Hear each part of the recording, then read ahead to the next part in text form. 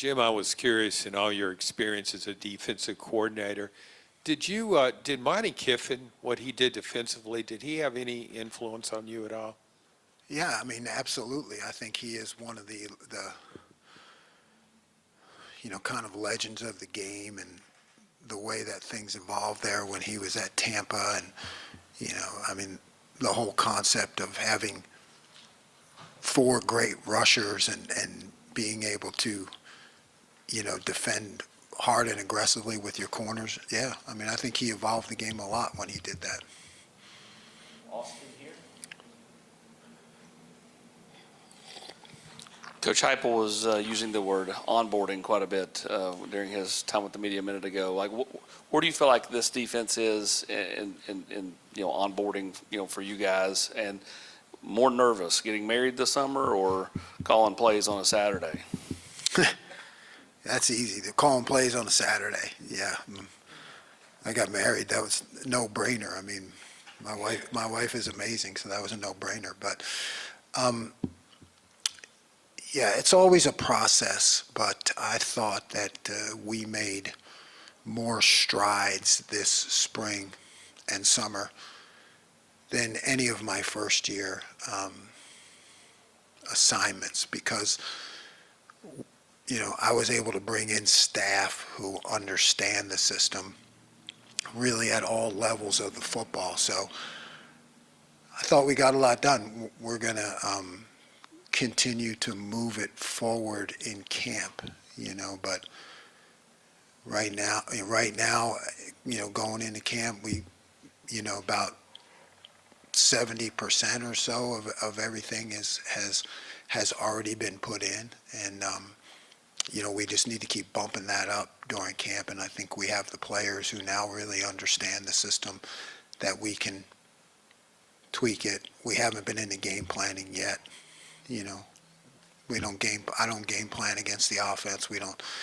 So it's all just teaching the different concepts, and then we can mix and match them, which kind of increases the percentages as we go. Paige on the back. You mentioned being maybe a little bit ahead of schedule and the continuity of the coaching staff allowing the defense to grasp the system a little bit more. How much does that progress maybe change the objective of what you hope to accomplish this summer, or what you could accomplish this fall, rather? It doesn't, right? The objective is always the same. Our job is to stop the opponent's offense. Bottom line, no excuses. Doesn't matter where we're at with things. We have to find a way to stop them. So I just think it allows us to be more creative in different situations, because the players and the coaches, a lot of times in these situations, most of my time is spent teaching the coaches. So being able to have staff that eliminates, who have been with me before, eliminates a lot of that, and it's going to allow for more creativity as the season approaches. A lot has been talked about bringing in players that you coached on every level of the defense, and you guys certainly brought in players with pass rush ability. One of those obviously was Chaz Coleman, who is not with you guys anymore. So people have wondered, how is this defense going to generate a pass rush? How do you feel about your pass rush this year? Time will tell, right? Time will tell. Real sorry not having Chaz, I hope for the best for him as a young man. Time will tell with the pass rush. I think it's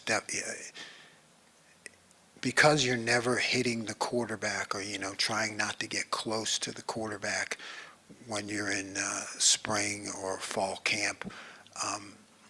A lot of these things in pass rush you don't see until you get to the game. It's kind of how Chaz made his mark last year at Penn State. He came in late, and we just set up opportunities for him in the game just to be creative in pass rush. So it's a question mark, and time will tell how that goes. But we need to have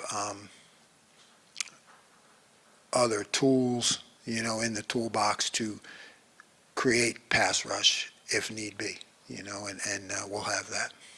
Adam and Brent. I guess maybe along those lines, you've got some depth at linebacker. Is there flexibility in your scheme to accentuate a positional group if there's more depth at one place than another, or do you let personnel dictate it that much? Always let personnel dictate it, but yes, there's flexibility, and we in our programming, right? Because I really have not had my hands on these guys when we actually play games. In our programming, we have allowed for all different type of personnel combinations, just for the reason you talked about. Linebacker room is deep, so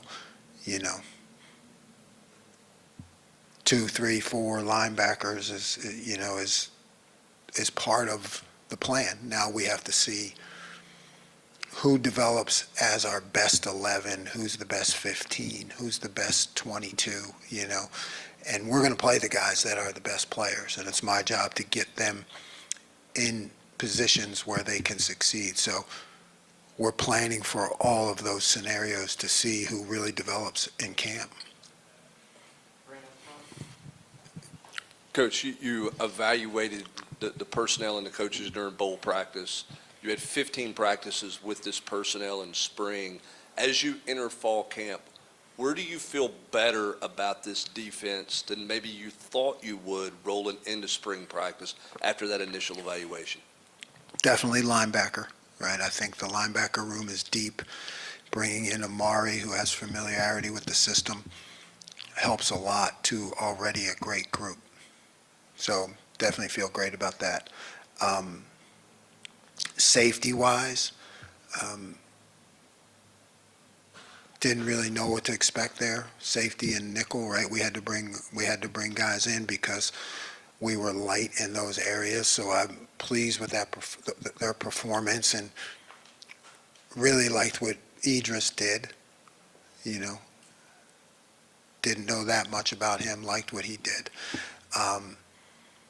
Liked what Dylan did. Guys who were here, who I watched on tape a little bit and I was unsure about. I thought those two guys showed up, so I've been pleased with the progress at the safety position also. John, do you have one? Yes. Mike, right?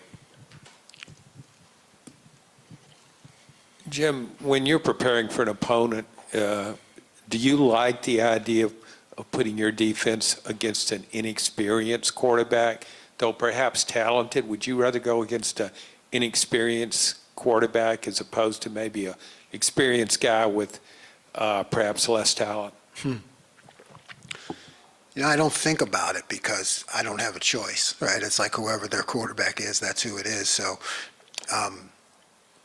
there are pluses and minuses to both, obviously, but you have to evaluate who you're going against and what are the strengths and how can you affect the quarterback. The game is a lot about affecting the quarterback, and there's a number of ways to do that, obviously with presentation and structure of your coverage, also with pressure. So don't really think about that question because I don't have a choice. Whoever we're going against, that's who we got. Austin and then Trevor behind you. I got two for you. Obviously, you knew Rodney Garner from afar, but once he got back, 2/3 of the way through spring, what did you see out of him and his ability to lead his room? What have you enjoyed about being around him? And then you talk about Idris. What specifically did he do well this spring that stood out to you?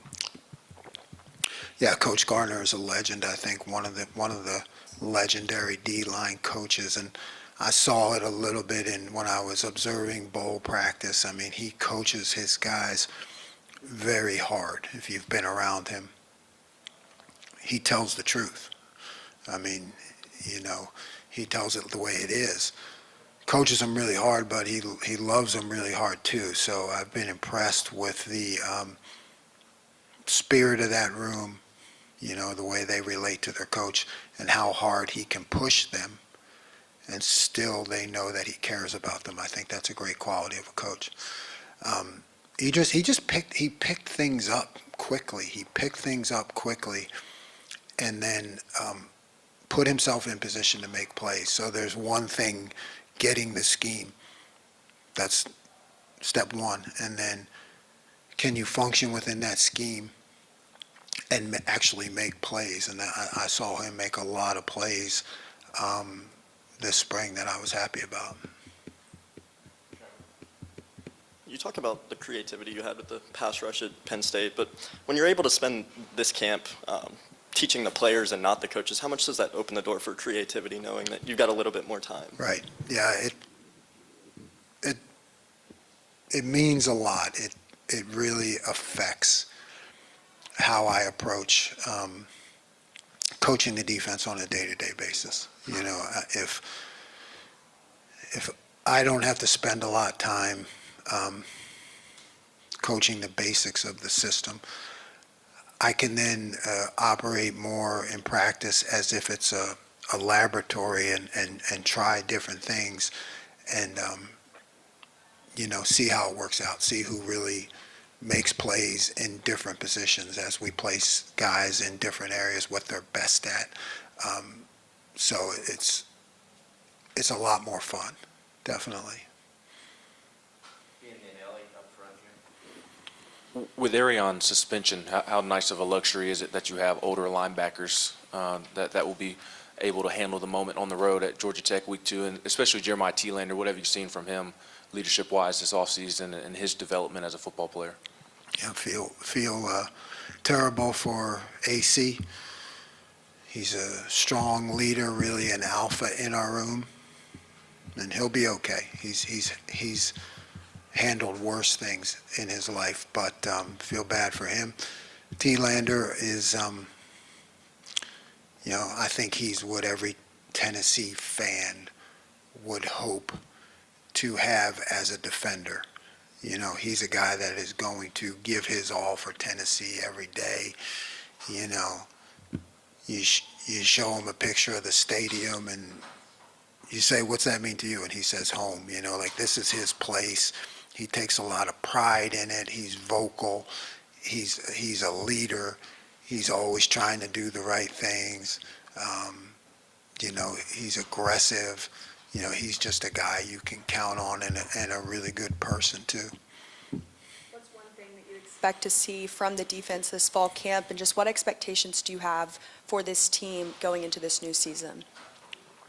I expect the defense to continue to grow situationally, right? Because we have to dive into the situations. I mean, once you get the basics installed, now you have to dive into all the situations that happen in a football game, you know, and as you know, there's a ton of them, you know, so we really need to hone down on those specific situations, you know, which we can do because we've gotten the basics of it in. And, you know, I expect this defense to be elite. I expect us to be able to perform in pressure situations. And I expect fans, coaches, players, you know, that when the defense takes the field, that they have a high expectation that we're going to stop the opponent. I think when you have that feeling, it just breeds confidence, right? No matter what happens in the game, turnover, you know, no matter how the offense is doing it, when you know your defense can take the field and stop people, makes everybody feel better, generates a lot of positive energy, so that's what I expect. How would you describe Ty Redmond's spring and summer, and in what areas has he taken the next step? Ty has, you know, had a great spring and summer. He's become more detailed, more interested in the details of playing the position and performing those details and techniques on a day-to-day basis. He has exceptional length and natural talent, but I've seen him really take a better interest in learning the nuance of the position and how he can change his leverage, change his technique based on a given call and where his help is. And so I've seen him grow that way. Thank you, Coach. Appreciate it.